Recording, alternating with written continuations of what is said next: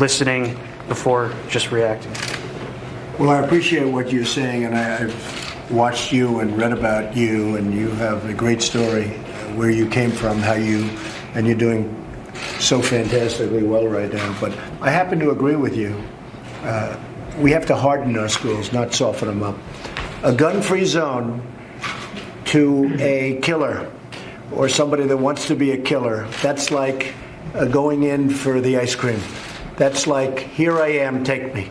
We have to get smart on gun-free zones. When they see it says this is a gun-free zone, that means that nobody has a gun except them. Nobody's going to be shooting bullets in the other direction. And they see that as such a beautiful target. They live for gun-free zones.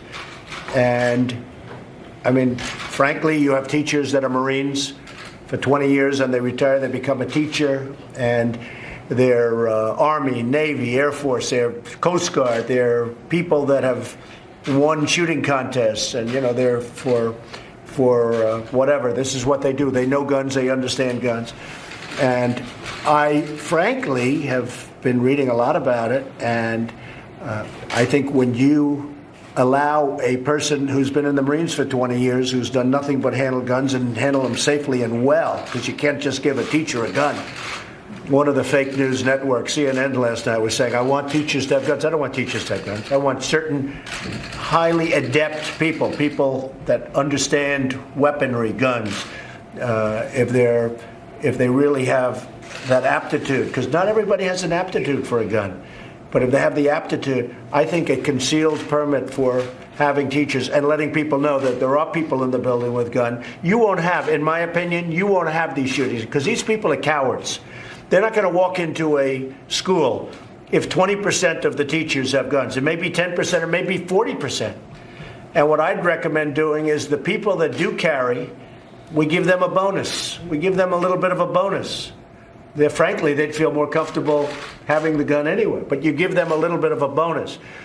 So practically for free, you have now made the school into a hardened target. For instance, if the coaches, who I guarantee had plenty of experience with weapons, if they had guns, you need a hard, because no matter what you do to keep them gun-free, they'll be able to get in there and they'll crawl through the back of a window or something. And you're going to have everybody again without any protection. So I know where you stand on it. You want a hardened school. And I want a hardened school too. I want to know that if they get in there, they're not going to be long, because it's going to take 10 minutes for the police to get there. The police do an incredible job in getting there. I guess it averages about 8 minutes. But the shootings average 3 minutes. And that's tremendous destruction and death. So I would like to see true people with great talent at guns and being adept at guns, of which there's only a percentage of people. But whatever that percentage may be, it's a substantial number. Because you can't hire enough security guards. You can't hire, I mean, the school, your school as an example, Christine, you'd need 100, 150 security guards. That is a very big school with a tremendous floor area. You can't have that many. Who wants that many security guards standing all over the place, loaded up with guns? But you could have concealed on the teachers. They wouldn't know the people. Nobody would know who they are.